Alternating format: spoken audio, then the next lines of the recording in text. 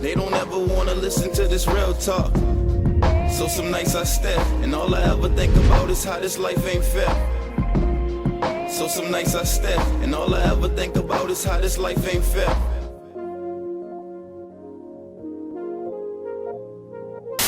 Yo, welcome to Feel the Breeze podcast.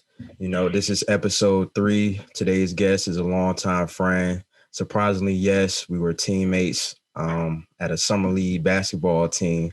Virginia Beach native, one of the coldest ballers from Princess Anne High, former Radford student athlete, former GA at Southeast Missouri State. Did I pronounce that right? You did. Okay. And now the director of recruiting for Kentucky women's basketball. Welcome to the podcast, Aisha Foy. Hey, thank you for having me. Love what you're doing. Keep spreading the positivity. Appreciate it. So today we're going to discuss her upbringing, how we met, her basketball career, and what she's doing currently. You know, as I said in the intro, your hometown is Virginia Beach. Tell the audience, what is it like being from there? I think the 757 in general is like super diverse. I feel like, it's cool. Like you just feel, it's like, I don't know, it's amazing. Like you got a whole lot of good people that's from there. It's easy to make friends. There's a lot of things to do. Sports, it's kind of like a sports, world, as you know. If you're from the 7-5 and you ain't playing sports or know somebody that plays sports or dating somebody that plays sports, you know what I'm saying? Yeah. It's all about, being an athlete or trying to, at least, uplifting the athletes or supporting athletics, stuff like that. So it's cool, being from 7-5. It's just like, you just feel like you're part of something dope, you know what I mean? I grew up mainly I lived in Portsmouth, until I went to Virginia Beach for the most part. But, I spent a lot of time in Norfolk. And, that's how me and you met, because my parents are from Norfolk. And then my mom worked at Young Terrace Recreation Center. So I spent a lot of time out there. So I was in a lot of different environments. So it was just cool for me.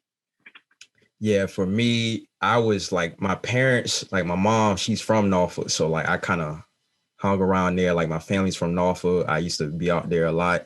And until like me and my mom moved away from my grandparents' house when I was young, she moved out Virginia Beach. And I stayed out near like Bayside, where like, Bayside Middle is, or like Newtown Road. That's where I stayed at. So I kind of say, like, when people ask me where I'm from, it's kind of like my childhood was like in Virginia Beach. So I would say like I'm from Virginia Beach. I'm from, Bayside, around that area, because that was my childhood. So like I stayed around there till like I was like 10 at the 5th grade. And then that's when I moved to Norfolk. So I can relate to you because I've been around like a lot of places like Norfolk, Virginia Beach, Suffolk. It's like I can't really explain it. Sometimes I just say 757. It's just like that's all I say. Man, somebody asked me where I'm from, like it's about to be the longest conversation ever. Because literally, and the reason why I say Virginia Beach off the bat, because especially like working in athletics, they're gonna associate you with your high school. So that's why I say Virginia Beach. Because, I don't want to be like, oh, I'm from Portsmouth, I'm from Norfolk, anything like that. Yeah. And so they're going to associate a high school with it. So that's the only reason why I say Virginia Beach. But yeah, the whole 7-5 for real. Like I lived in Portsmouth most of the time. Then in Norfolk, Virginia Beach and Portsmouth, those are completely different.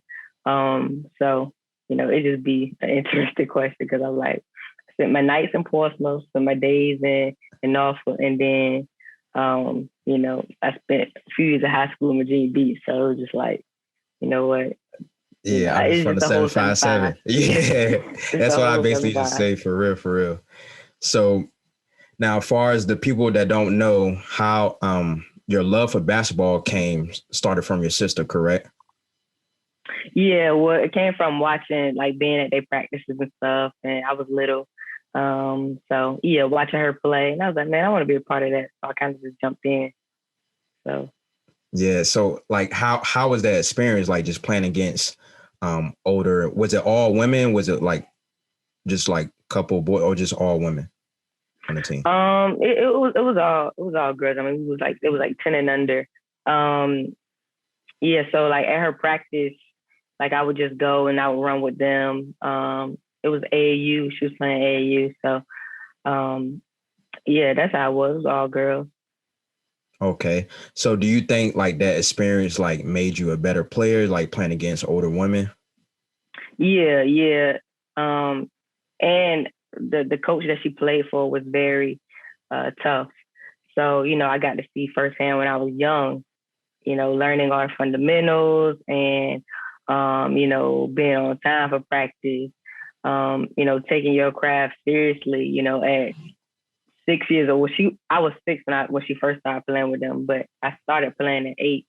So from like 6 to 8, I was learning all of that stuff. Like she ran her team like Down they to were the high school, pack. college. Yeah. Yeah. So I got a good foundation of like what it's really like to play basketball and what is it like to take it seriously and work to compete at a high level. So I got that early. So that has helped me a lot. I write about it in my book. That's something that even relates to me now because, I always like, I'm either, working for somebody who has very high expectations or I'm working on a project or just with people in general that are, high level people. And then I can think about that experience, being literally the youngest person on the team and, having to do whatever it takes to pull my weight. So, it start young, the things that develop you and stuff like that, it start young. Yeah, that's crazy. You kind of basically had the cheat code like growing up. You really can't beat that. And that's like I feel like just God puts people in like crazy positions. Like when you look back, like you probably wasn't thinking at that young age, like this is going to prepare me like later down the road. But now, like as you look back on this, like, wow, I like really had the, blueprint at a young age. That's crazy. Mm-hmm. Yeah. And then along with that, like my mom, she was big in the community. She's a huge leader. So, me not really knowing, I had like a great example in front of me. And also one thing that when I was young that kind of really helped me set me up for success now was my mom she was all about like one, learning fundamentals, and two, like if I needed help with something, like she would always get me with the expert. Like SAT prep, I went to SAT tutoring. If I needed help with strength and conditioning, I had a strength and conditioning coach. I had a shooting coach at one point. She was just all about making sure that I learned from the best of the best. So that's something that carried over and really helped me now. Yeah, that's pretty dope because some parents, they'll try to, I'll try to teach my kid, whatever I know, I'll try to teach it. But, some parents like my mom, whenever I needed help, she like knew somebody, which is crazy. Like anything I needed help with, she would know somebody that does that thing and like send them to me. And I was like, that's crazy. But now I look back and it's like, wow, like I really kind of like, not say I had it like that, but it's like, I'm thankful that my mom like knew people that I can get the, cheat code from. So yeah, we can definitely relate on that. Yeah, definitely. So as you know, well, some people don't know about AAU basketball. I would say it's totally different from Red League. I didn't really get to experience AAU basketball until I got to like high school. Like I didn't really know about AAU like that, or Right. I probably did, but I probably heard about it was too expensive, so my mom probably couldn't afford it. So I would say that when I first started playing AAU, it was like, wow, this is like totally different. Like this is like this rec league ain't nothing. It's nothing compared to it. So I would say, what team did you play for in AAU? I played with Red Tide at first because it was the team that was in Virginia Beach. Because at first I was living in Virginia Beach, and then my mom actually created her own organization. So basically, probably one of the reasons why we didn't know a lot about AAU is because it wasn't really like that type of thing going on in Norfolk a lot. We did have the Wildcats for the boys, but it wasn't a Norfolk AAU program or anything like that for girls at all. So, after I was playing with the Red Tide, they kind of like broke up and things like that. It was a whole bunch of stuff. going on. My mom was like, my mom grew up in Norfolk, so she was like, we need something like this for us, right? Because she wanted to give back. She was like, she know a lot of young talented people that don't get these opportunities to really be committed to basketball and really be committed to something, have that type of guidance. So she was like, she got together with Boo Williams and was like, I want to create a organization in Norfolk. So that's kind of how, that's who I ended up playing with up until I started playing with Boo Elite Team. So it was Red Tide, and then Norfolk Express, and then Boo. Okay. So also I want to talk about, the traveling aspect. Before AAU, for me personally, my family, we always grew up with, every summer we travel and everything. And, I was already experienced with traveling. But, for some people, like I knew my teammates, some of them like never traveled before until they played AAU. Right. Did you ever have like somebody like that? Or did you ever like started traveling until you started playing AAU? Well, I started playing AAU. Well, I started like being around it at 6. So, I mean, that's pretty early. So, I mean, we traveled and stuff before then. So it kind of was a way of life, by the time I, kind of knew what was going on, and things like that. So, but as far as like all of my teammates and all the other people that came through my mom's program, it was their only time traveling, or, only time being on a plane, or only time being out of Virginia, things like that. So, and that was like one of the reasons why she wanted to do it, because, you kind of stand off, you stand your neighborhood and things like that. You'll never get the opportunity to go other places, and you just like, dang, you get to experience this. You get to see the world. You get to see that the world is bigger than you. You also get to see that, people that play basketball are way better than you. So it gets you motivated to like work on your game. And then it gets you motivated to, like, dang, we lost to these. Like, I know we can beat them. So it just gets you more motivated, because you're like, wow, you got to think about that whole summer, that team that you lost to, just because, like, dang, I'm gonna work harder next time. So it, it helps you get motivated, helps you know that the world is bigger than you. And I think that's important. That's a big thing that played a huge role in just me and my growth, is just knowing that is a lot out there than what you see on a daily basis. Yeah, that's what AAU brought to mind. I'm like, dang, it's a lot of dudes that's going crazy out here. It's the same type of dudes, like they my same age, but they way better than me. They way stronger. I'm like, yo, that's crazy. I'm talking about, I would say the best AAU team I played against was the Richmond Squirrels. I mean, like, I think we was like 15 or 16, but everybody on the team was like 6'5" and up, yo. Like it was crazy. And they was from Richmond. And I'm like, yo, they like dunking on this, grabbing every rebound. Like, I think we got smashed by like 25 or 30. Like them dudes. I wonder where they are now, because them dudes, they was crazy. Like I couldn't believe it. That's how it be. I remember one time, I think I was about 13. I was playing on Boo team, and we was pretty good. We had people from DC on our team. We had people from Richmond, everywhere. So we was pretty good. It was the elite team. You know what I'm saying? And then we played DFW, it was a team from Dallas, and them girls came and they waxed us. And we was like, yo. And I mean, this wasn't the first time, we played against good people, but mind you, now looking back at it, like Mariah Jefferson was on that team. She played at UConn. She playing WNBA now. There was some more really good people on that team that are in the WNBA now. It's like, yo, we got to play against them. And, and that's what we get to take back home and think about, and, get better and know that you got to work on this if you want to be if you really want to be the best. So. Yeah, it's crazy.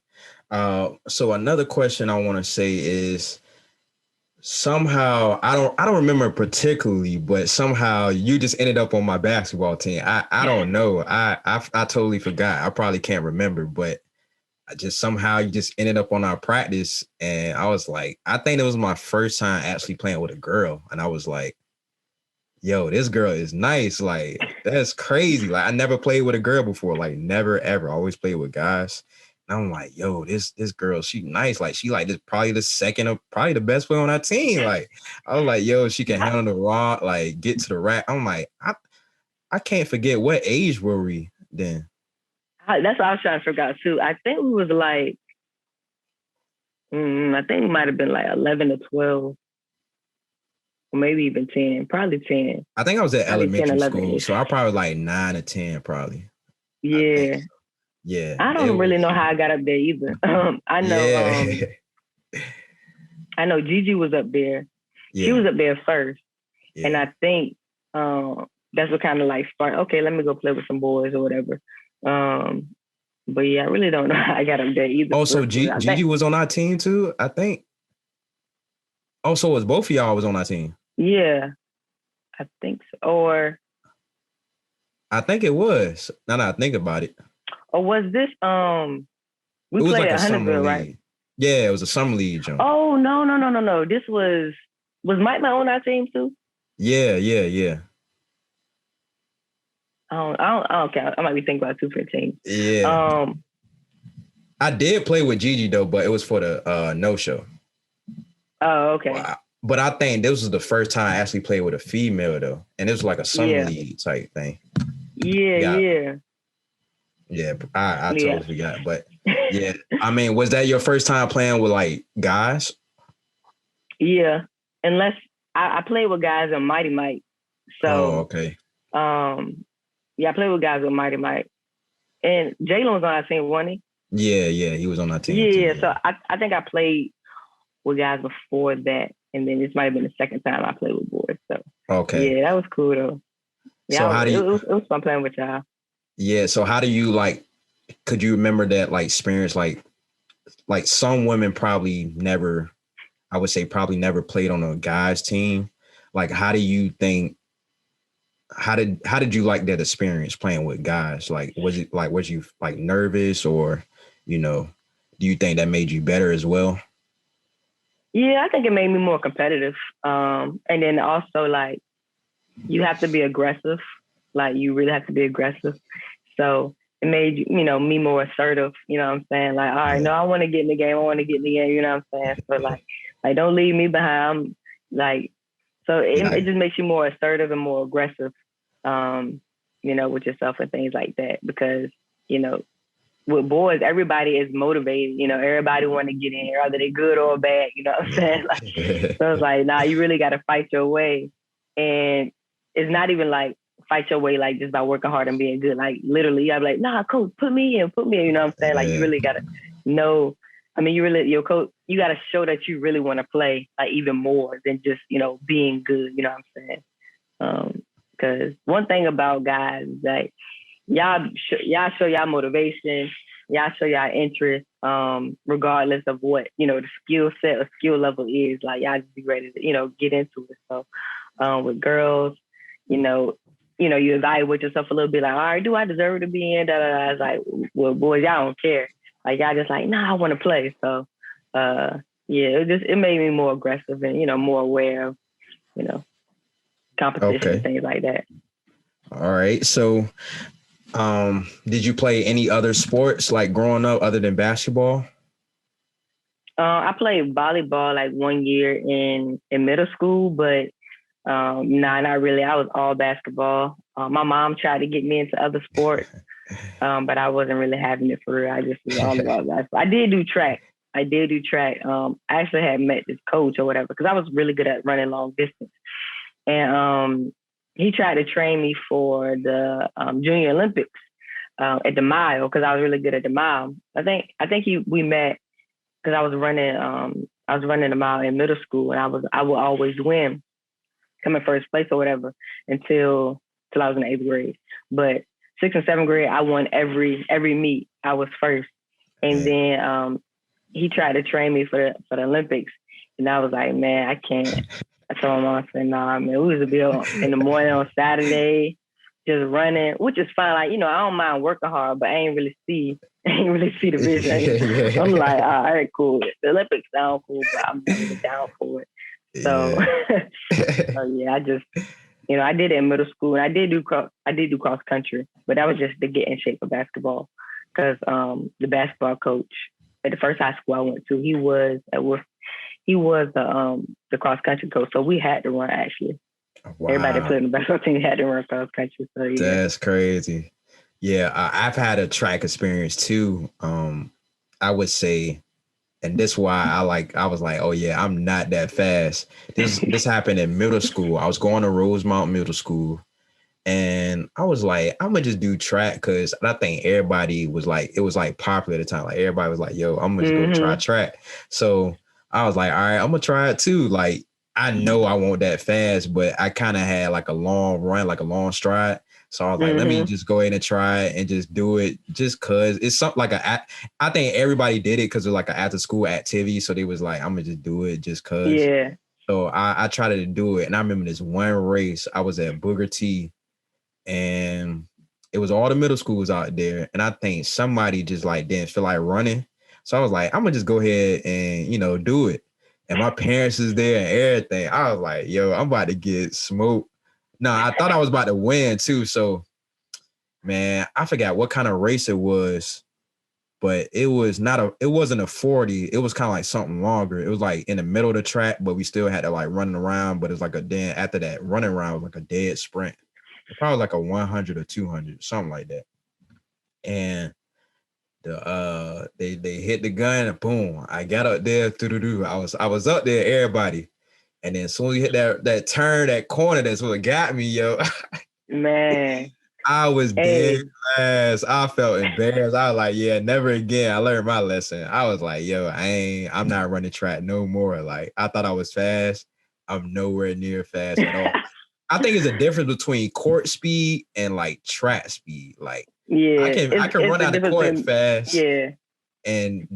But outside, just trying to get around that corner, nah, is a different type of speed, man. I was like, yeah, I'm done with track. Like that's not me. But another sport I played was baseball. I kind of stuck with that until dudes start pitching like 70, 80 miles per hour. I was like, yeah, man, I'm good.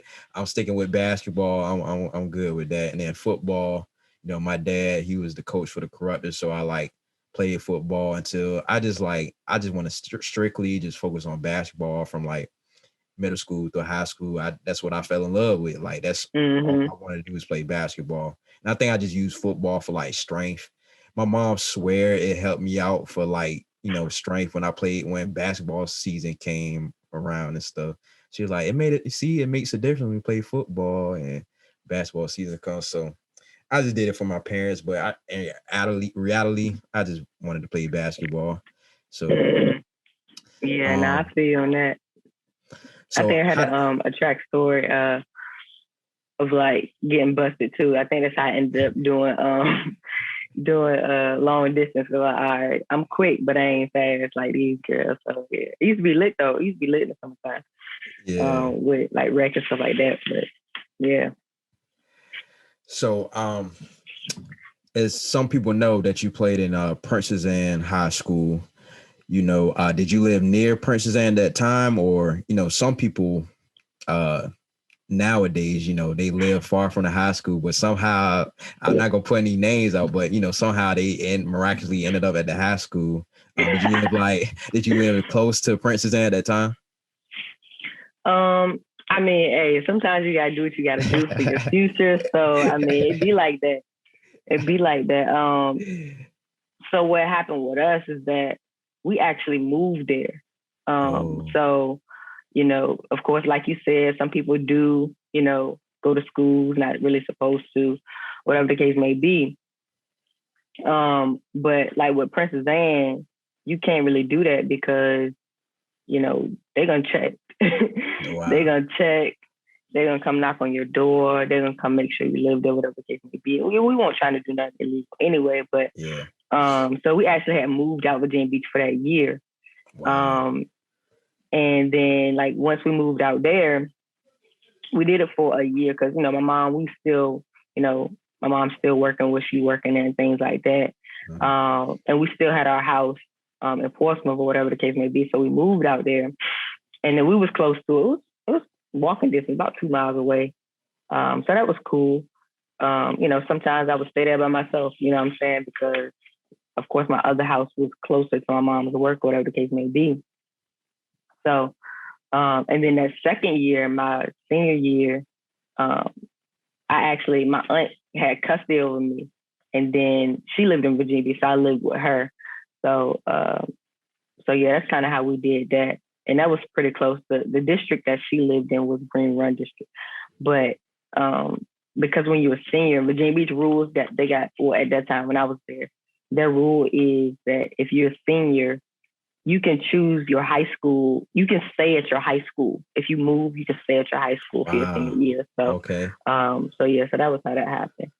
Yeah. So from that transition from Portsmouth to Virginia Beach, like, was it like a big difference? Like, was it like a shocker to you? Yeah. It wasn't really a shock because I like variety. That's one thing. I already knew this about me, but I'm learning this again about myself as an adult, is that I like variety. I don't like doing the same thing. Yeah. I don't like being around the same people.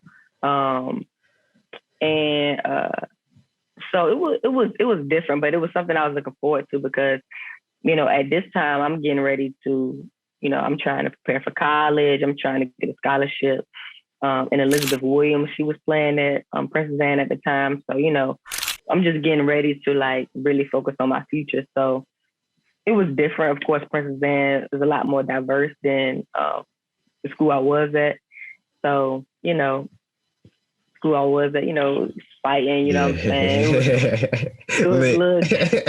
Definitely lit. You know what I'm saying? And, and PA was more of like academics, the coach was like, you got to be in academics first. If you miss a class, fail a test, you got to run. So it was strictly about academics. So it was diverse. I mean, it definitely was like, I didn't say it was drama free, of course not, but it was just a different environment, just from the start, just a different environment. But it was cool, I'm going to school with people who parents are millionaires, you know what I'm saying? They driving nice cars, and I had a good car, you know what I'm saying? Yeah, but you know what I'm saying? People brand new cars at 16, things like that. So it was just different, It was just like, all right, it was a good environment to feel like, we're all moving in the same direction. We're all trying to be focused on college and whatever the case may be. So it was cool. Okay, and during your career at Princess Anne, were you able to get a chance to play for states or win the state championship? So the crazy thing is, I explained to you everything that I did to go to Princess Anne. And then my junior year, I actually broke my foot like before even playing. So I didn't even get a chance to play my junior year. So we go through all of that transition trying to go to Princess Anne. And then I end up not even being able to play. So I did get to play in the state tournament because by that time I was kind of recovered, but my recovery was a long time. So I got to play. I got to experience that big stage a little bit, but not to the fullest extent. And then my senior year, we actually lost the state championship, so that was embarrassing. But yeah, so we played in states, played through regionals, won regionals. It was cool playing at, play at VCU, everybody be there, playing at the Scope, everybody be there, super packed, super lit. So it was cool. But yeah, so I had injuries and stuff that kind of prevented me from like really just, balling out those last 2 years. But it was cool. It was a good experience. Okay. So during the state championship, who did y'all face? We played. Did we play? I don't even remember for real. Did they have somebody on their team like that went D1? The crazy thing is, so like my junior year, the toughest team that we faced was Lake Taylor. So that's when Linda, Crystal, that team. But the crazy thing is we met up. I think we met up in regionals. We met up before the championship. So that was like the biggest game of the year, and then it wasn't even a championship game. Like we met up in region, the way the brackets was set up. So so that was like my junior year. Then my senior year, we played Woodside for the regional championship. But you know, Adrian Motley played there. She went to Miami and things like that. So that was kind of, you know, there were people that I already knew because we all played with Norfolk Express and played with Boo and stuff like that. So we was kind of like one big family when it came to basketball, whatever the case may be. Everybody knew each other. So we already knew who the best of the best were. So we just getting that chance to play against them and stuff like that. Yeah. So I would say, what year did you start to get recruited? Was it like your sophomore, junior year, or was it your senior year? I started getting recruited like going into my freshman year, and then like the summer going into your sophomore year. It was like when my recruiting like had picked up or whatever. And then so you know that summer, the summer after your sophomore year going into your junior year is like a really big summer. So you know, that's when I started getting a little bit of offers, getting mail and stuff like that. And then, you know, and that brought the transition of me wanting to you know, go to Princess Anne so I can like really, you know, play against the best of the best. So okay. Yeah. And what schools were recruiting you at that time, if you can remember? ODU, Richmond, VCU, East Carolina, you know, schools in that area. Virginia Tech was recruiting me. Radford was recruiting me. Radford was actually one of my first offers. That's why I ended up going.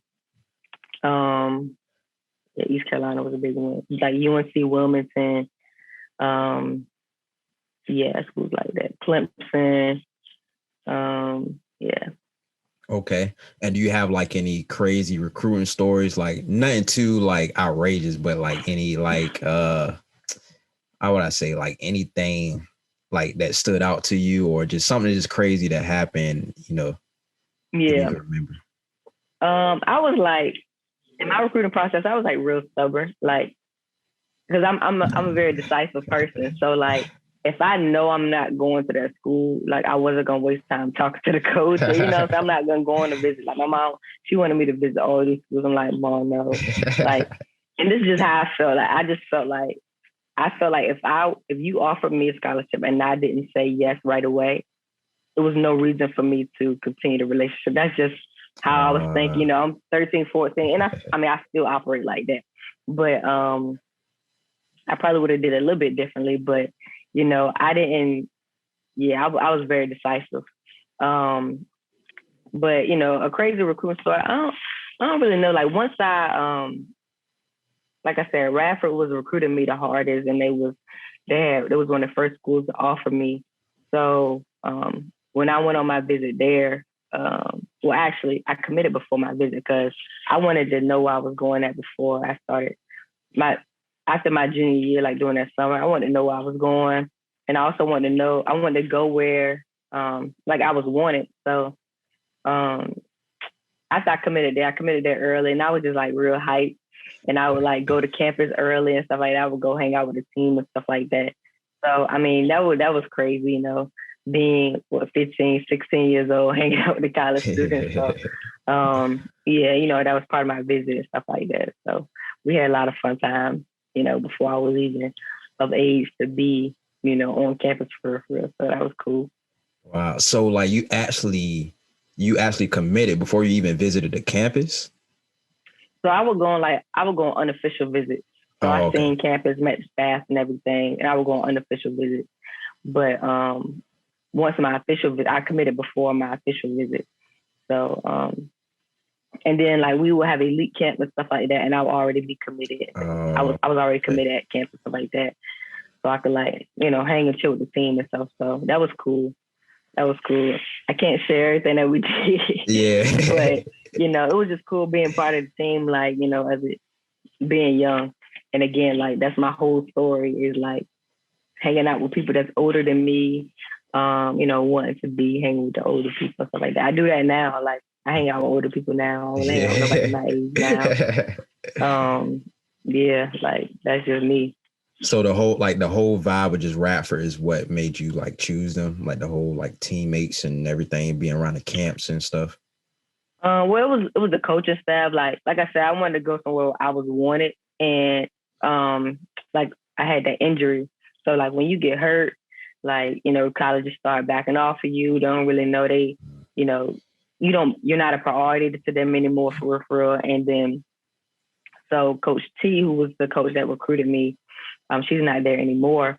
But she just was like, I still believe in you. Like you're still number one on our list or whatever the case may be. So that was why I had committed to go there, because I'm like, all right, I want to make sure I go somewhere that I'm wanted. So after that, that's when I really got the vibe of the team, was like after I committed and like was at camp and stuff like that. But that was a deal closed. I was like, yeah, I made the right decision. Yeah, with the team and stuff like that. So yeah, that's pretty dope. Where the coach just kept like building that relationship with you, even though you had an injury. That's it's some good coaches out there that just, especially if a team just continue to want you, even if an injury doesn't phase them or anything like that. That's pretty dope. Mm-hmm. So at your time in Radford, did you have like one teammate that just, like stood out to you that like you were always like close with or anything like that? I actually got two. The two people who came in with me as a freshman. One of them was Rachel Ross. She just got accepted into law school, so shout out to Rachel. That's and dope. then and then Deani Mason. She's from New York. We all three of us came in together, and we were just like freshmen trying to figure it out, trying to make our sprints, trying to, live that life.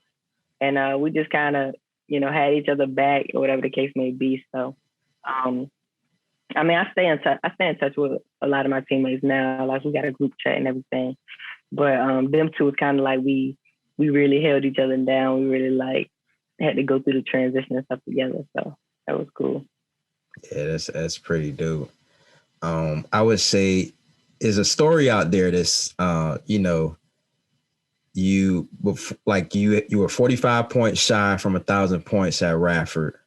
Mm-hmm. And when you tore your ACL, you were still thinking about, going to your meeting for your organization. Is that story true? Yeah, most definitely. Like when I was at Radford, I kind of, I wrote a whole book about my experience as a college student. And everything I did to prepare for life after, college or whatever the case may be. So when I was at Radford, like we went through a coaching change, right? So, and that could be difficult for, student athletes and stuff like that, because, the person that recruited you, the person that kind of build you up and things like that, that believed in you is not there anymore. So as I was going through that, I'm not the type of person that can stay in an environment where I'm not appreciated, right? So I started to, just explore on campus, explore other things about myself, get into leadership, join organizations and things like that. But one thing that helped me out through that transition was, leadership development and personal development. I really started to like grow within myself and be able to like just overcome stuff. So I ended up starting a leadership organization myself, because I wanted to share what I was learning and what all the things that had got me through stuff. So I basically was like, so I joined, I started an organization called Independent Women Achieving Goals in Education. IWAGE is acronym for it. And during my senior year, like we was running meetings every week. So like when I tore my ACL, I was like, I got to run this meeting. Like, basketball was the ticket to all these other opportunities. You know what I'm saying? That's why I hope student athletes, just athletes in general, like understand that basketball is your vehicle. It's not the end. It's not the end all be all, right? It's the vehicle that you use to help cultivate, things inside of yourself and help you get ready for your future. So, so I'm like, all right, but the biggest thing leaning on my shoulders, like this organization, right? Because the meetings don't necessarily, I was the president of the organization, so I'm like, all right, how I'm gonna run this meeting, how I'm gonna get there. Can't be limping across campus. I actually was limping across campus to get there and to make sure that we ran the meeting, we was motivating girls on campus and stuff like that. So, yeah, man, yeah, it's bigger than basketball. Like there's other things to worry about as well. Like, yeah, I wanted to get my 1,000 points, of course. But there were other priorities that I had as well to make sure I attended to. Wow, that takes a lot of dedication. Like if I'm injured, I ain't after physical therapy, I ain't trying to do nothing. You trying to help me do this homework? Like I ain't trying to do nothing for real. Yeah. So I really don't even know how I did it. Like when I look back on it, I really don't know how I did it. I think your adrenaline was just running. Like you were just, you Yeah. really just like, I don't got time to sit down. I'm gonna just keep my mind busy, keep my mind off it, and just keep going. And that takes like a lot of dedication for that. So when you tore your ACL, how was your experience like with physical therapy and trying to like get back to full strength? And number two is, I would say, do you believe like coaches or strength coaches need to focus on like leg exercises more to prevent, leg injuries happen more? I would say, well, your first question. So I would say the recovery, it was tough. And I'm, like I said, I'm not like I don't really have a whole lot of patience. Well, at the time I really didn't have a whole lot of patience. Like trusting the process is hard for me. So like the little exercise that you got to do every day, I wasn't really doing them for real. Yeah. I was just like, all right, when next time can I walk? You know what I'm saying? When can I get this brace off? That was the only thing that was on my mind. Like, when am I going to be able to do X, Y, Z, right? So, of course, like playing basketball, that was the end of my career. But still, I was like, all right, trying to walk, trying to get out of this brace, just going. Yeah. So that's what my mind was at. I wasn't focused on the little things to do to get there. So, of course, when you do that, it makes your recovery, longer. So it actually took me almost 2.5 years to get back to full strength. Because, so that was my senior year, February my senior year when it happened.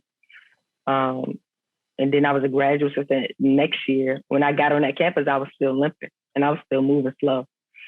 And then maybe that next year of 2017, 2018 was when I actually could play basketball again. Because, that was actually when I could play back. Because I remember that second season, that was when I could like run and, let the players know that I could play, because they see me limping and stuff the first year. So they like trying to play me. So I'm like, bro, you don't go here. So that's actually what really motivated me. It wasn't even like, for whatever reason, I didn't care about limping. I don't know why. Like, I don't know. I was just overlooking it, I guess, or just trying to focus on work. But when the players would try to play me and stuff, I was like, bro, I'm faster than all y'all. All right, let me get back on my stuff. So that's 2 seasons after my injury where I was like back to, where I could play again for real. So, but I put that on myself because I didn't, do the little things to get there. And then your second question about, should coaches focus more on that? I don't necessarily think so, because I think they do what they can. I think the player has to believe in it, because I know myself, right? So I know I didn't listen, and I know, you going from place to place, you got other things in your mind or whatever case may be. The coach can tell you, take time to do these stretches, or the strength coach will tell you what form to do something in. But if you don't listen, or if you don't take it seriously, then there's nothing that the coach can do. You know what I'm saying? So I'm big on athletes or student athletes taking responsibility and slowing down and listening, because you can't make people do stuff. You can't make people learn, or whatever the case may be. You can present information, and then they're going to do what they want to do with it. So, I think the strength and conditioning community and the women's basketball community is doing what they can to prevent injuries and things like that. But me personally, I think at the end of the day, the athlete has to take it seriously, and the athlete has to take the time to do the stretches, do the exercise, focus on the form and things like that. And like I said, I know the thought process, and sometimes they think about other things. And if that's the case, there's nothing you can do about it. You know what I'm saying?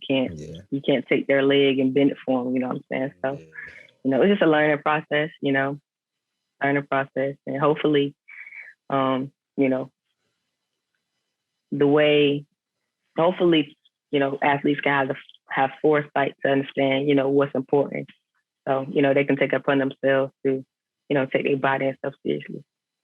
Yeah, I read it was an article that I think it came out a year or two ago that's saying the rigorous level of AAU basketball, the way that the new players in the NBA and WNBA, they're tearing their legs so much because the rigorous amount of games of AAU basketball is playing now from now until back in the day. It just ridiculous, and they're trying to put that on leg injuries and stuff. It was a pretty dope articles. Now when I think about it, I'm yo, we was playing 6-7 games in a week.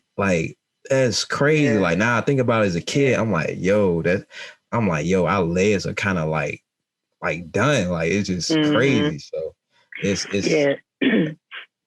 So if you're referring to youth basketball, I do think educating more when you're young on why stretching is important and things like that. But that takes, specialization, you know what I'm saying? Can the basketball coach, have talks and stuff with the players about that stuff? It's hard to kind of get through, but maybe that could be a next step, is that on the youth level, educating the kids on caring for their body. You know what I'm saying? I do think that would help a lot, because that was one thing that we didn't really value. We just valued playing the game. So yeah. And my whole right side is tore up. So yeah. I'm feeling them now. I'm my bones be cracking when I wake up. I gotta stretch now before I do anything. It's crazy. So now you're at Kentucky, University of Kentucky. Your position is the director of recruiting, correct? Okay. So how did you come about that position? Well, as I mentioned earlier, in college, I was very driven to prepare for life after college. So, I was doing anything I could to network. While I was a student, I knew I wanted to get into coaching. So I wanted to, put myself out there, network, be a graduate assistant, develop skills and stuff. And one of the best pieces of advice that I got while I was a student was, if you have a skill set, you'll always have a job, right? So one way I wanted to, make myself different is having a specific skill, and, also networking and things like that. So I got into social media marketing, and I really liked it. So that was something that I knew I could bring to, a women's basketball staff, and being innovative and connecting with, younger players and stuff like that. So, but I had that in mind before the job even came about. So that's why I wanted to start with that story there, because, being intentional about where you end up is huge. So, I started cultivating that mindset while I was in school.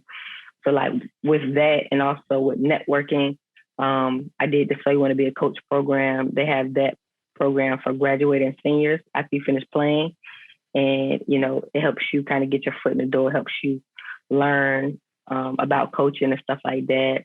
You get your name, people let the coaches know that you're interested. So it helps you kind of get a graduate assistantship. So I was just that was my main focus. So volunteering and things like that. So, when Kentucky was looking for the position, looking for somebody to fill that role, because of all the things I had already did, all the things that I was pursuing and learning, trying to make myself different and learn these skill sets, I was recommended for the job because, of course, I was putting myself out there. I was trying to make myself a specialist and things like that.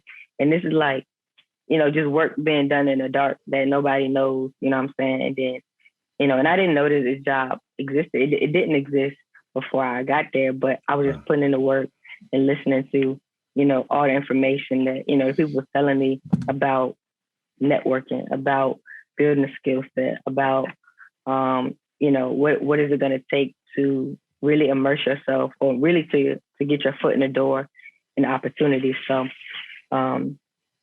that's kind of how that came. It was a blessing based off of like the work that you're putting in and where you put your intentions and things like that. So, yeah. And then, I just do pretty much, I support the staff and all their recruiting efforts because, our recruiting coordinator is ultimately who's responsible for recruiting, but there's a lot of behind the scenes stuff. There's a lot of preparing. It's like so much that go into recruiting than like signing a player, getting a player to commit. Like anytime I'm talking to somebody, I'd be like, okay, I'm working on recruiting stuff. They'd be like, oh, who y'all got? Who y'all bringing in this year? I'm like, that's irrelevant. Like, that's irrelevant to what I'm doing right now. Like, yeah, I'm like preparing for like the freshmen who are in college right now. I'm trying to figure out names and stuff. You know what I'm saying? So, I mean, freshmen who are in high school right now, I'm like, it's just so much that goes into it. So much, research and stuff just to be able to provide the coaches the information that they need that could be useful just to get a little edge or to,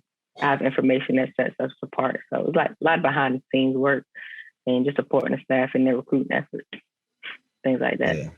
Yeah, recruiting that I learned even at a D3 level, it's a lot that goes into it. Like you're trying your hardest to get the player that you want, and it's so much that goes into it that people that don't even know. It's like it's ridiculous. Yeah, we got a team of people who help with recruiting. Is our recruiting coordinator, of course, is me. We got 3 other people. Actually, 3 other people that helps with recruiting. So it's a lot. You know what I'm saying? It's a group effort, a team effort to make it all go the way you want it to go. Yeah, it's pretty crazy. So we're going to talk about your book. Your book is called Success is My Major.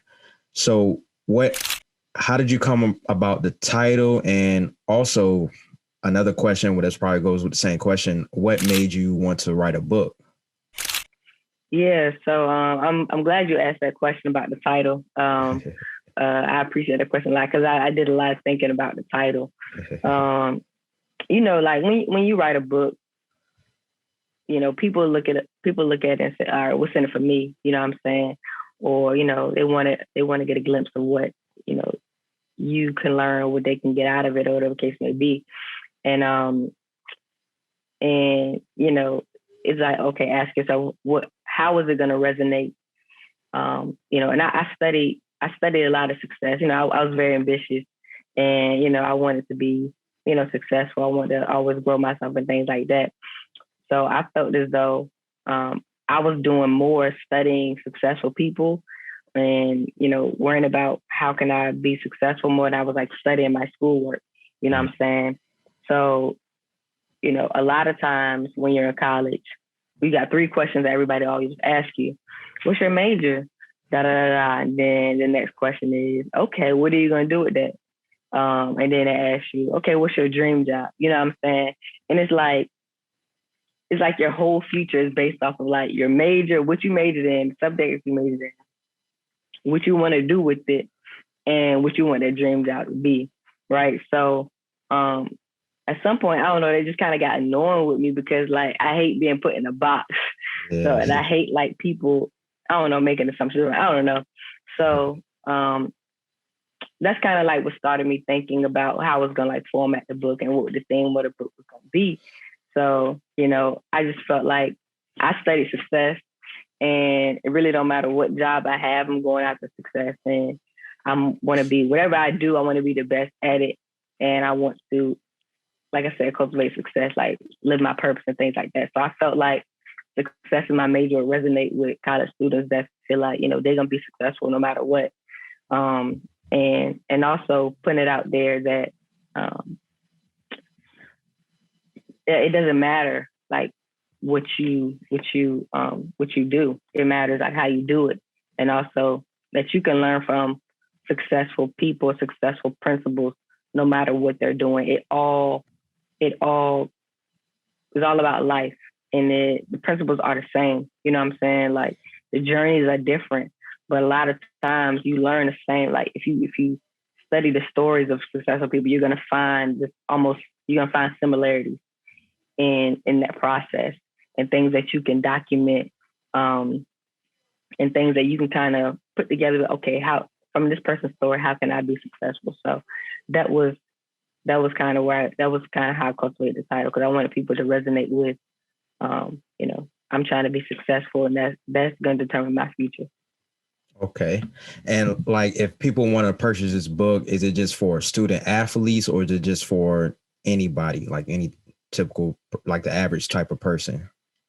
Yeah, so I think it's for ambitious people who want to cultivate success.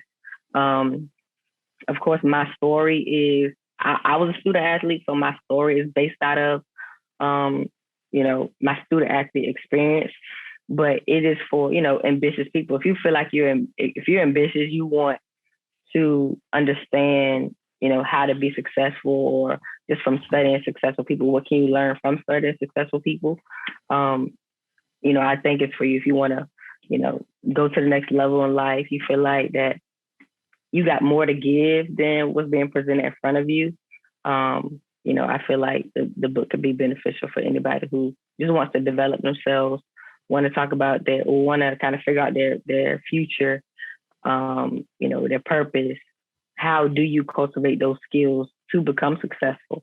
A lot of the research that I did at the book, I didn't really study athletes at all, really. A little bit Michael Phelps, a little bit, but all the research comes from, academic research or the stories of successful people and what I learned from it. And none of which being athletes, except, Kobe Bryant, yes, but I actually studied more of his trainer, of what he taught him, and how the trainer thinks. So it's a book about lessons and success principles. And the setting of the book, the setting of the stories are on the college campus, and they are from my version of it as a student athlete, but the principles are the same. Okay. Well, if someone wanted to purchase this book, how do they go and purchase it? They can look it up on Amazon, or you can type in successismymajor.com. It'll take you straight to the Amazon link. Or you can DM me on Instagram, and then get a copy straight from me. And then, you can do it that way. What I'm hoping to do, I want to get it into stores at some point. I want to get it on college campuses. So that's my goal. But right now, it's just on Amazon, or just hit me up, and I'll grab a copy, sign it, and send it right to you. So. Okay. And for our ending segment, we like to ask our guests, random couple of questions, or get, a little bit more about your personality. So, and then, as far as music, do you have like a favorite artist or artist that you listen to? Drake, of course. I like Meek Mill. I like Kanye West, Jay-Z, J. Cole, that type of stuff. But party music, of course. But those type of the lyrics and stuff. Lyrics, I like this too. Jay-Z, Kanye West, J. Cole, Drake, Meek. Yeah, they're my favorites. Favorite artists, okay. Mm-hmm. And would you say would you say rap or R&B is your favorite, or do you have another genre that you like? Rap and definitely R&B. Definitely R&B. I mean, hip hop and R&B. Yeah. I do like to listen to, like, slow jams. I like to listen to, like, Luther Vandross.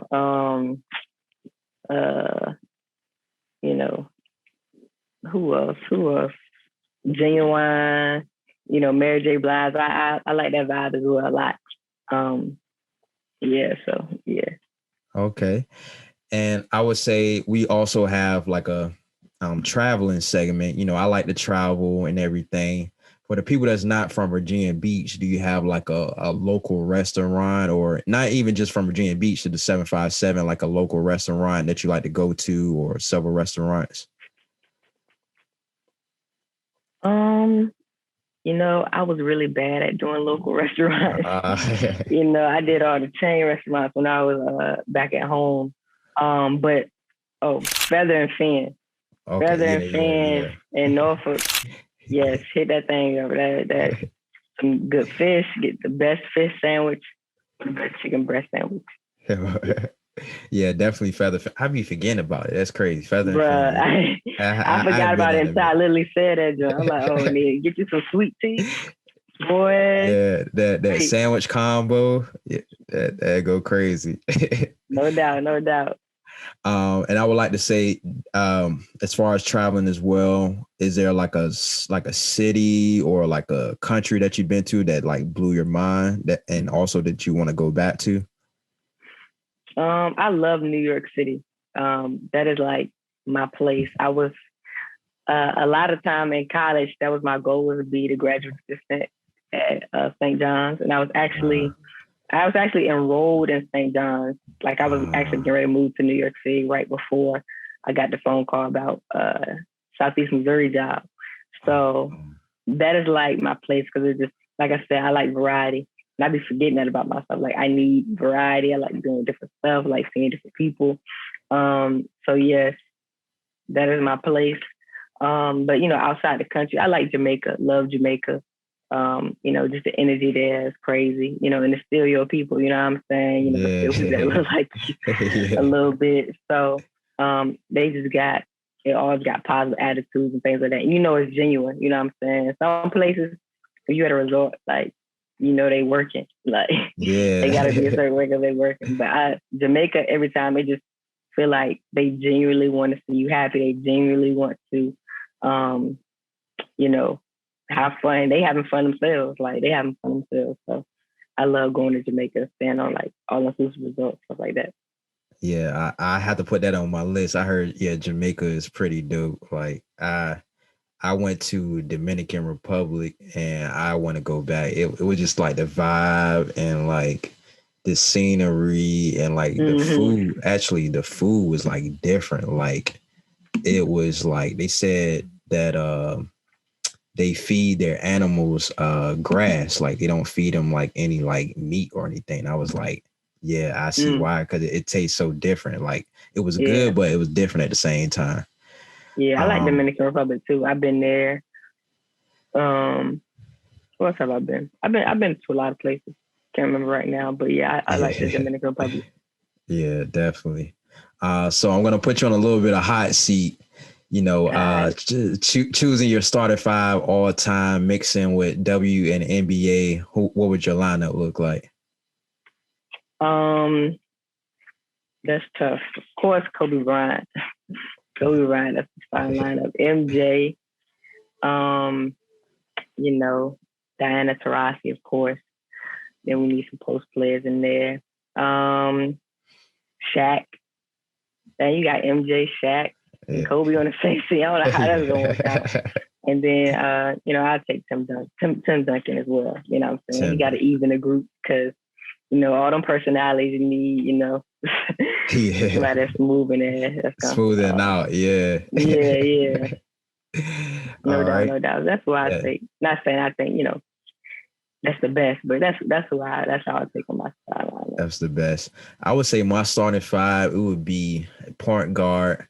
I don't know why, but like point guard, Rondo for me. Rondo at the 2, D Wade, that's my favorite shooting guard. Like everybody's a Kobe fan, Michael Jordan. I kind of like, I would say I was in the Kobe era, but Kobe was good. It just, he wasn't my favorite player. But like when D Wade, I was a D Wade fan. I was a big D Wade fan. And then the reason why I really fell in love with Kobe is because of the mentality. Like I love watching Kobe play and things like that. And I thought, of course, he was really great, but I like Kobe. Kobe is my favorite player, because of like his mentality. And that's the Mamba mentality got me through a lot. So I feel what you're saying about, I'm a D Wade fan as well. Kobe, that's what I'm rocking with all day long. Yeah, D Wade, that's my favorite. That's my favorite shooting guard. At the 3, I'm gonna put Candace Parker. I felt like she was like the in between of like magic and like she was just a different guard. Like she could play the post and guard, bring the ball up. I was like, whoa, she kind of dope. At the 4, I'm gonna put at the 4. No, matter of fact, at the 3, I'm gonna put Teresa Weatherspoon. I'm gonna put her at the 3. Okay. I'm gonna put her at the 3. 4, Candace Parker, and then center. I'm gonna go ahead with Shaq. Shaq was my favorite center of all time. So yeah, I'm gonna go with that with my starting 5. Yeah, Teresa Weatherspoon. Yeah, Teresa Weatherspoon, how I found out about her, I forgot. I was just watching a game as a little kid one time. She made that little half court shot, and I think it was like a finals game or something. I think it was against the Sparks or somebody. And it was like during APC. So I was like, okay, I'm a fan of Teresa Weatherspoon. So that would be my starting 5. And, to end the show, we like to put things in perspective, into the atmosphere. We would, we know that you want to be a head coach. So including NBA and WNBA in college, what teams would you like to be a head coach for?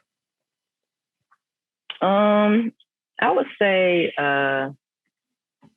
for college, I mean, if I had to choose, it kind of, the opportunity is the opportunity. But if I had to choose, I would say ODU. Okay. And that's because, I feel like, I was an ODU fan when I was little, you know what I'm saying? One thing I'm learning now that is really about the community. Like if you can build up a community, if you can make a school look good, you know what I'm saying? If you can add a lot of value to a school, you have more job security than you have focusing on the on-the-court stuff as well. So, ODU they have all the history, you know what I'm saying? Like they used to play against Tennessee in the national championship, you know what I'm saying? It's like, that ain't what happened. So, I would love to bring that energy back and stuff to the 7-5.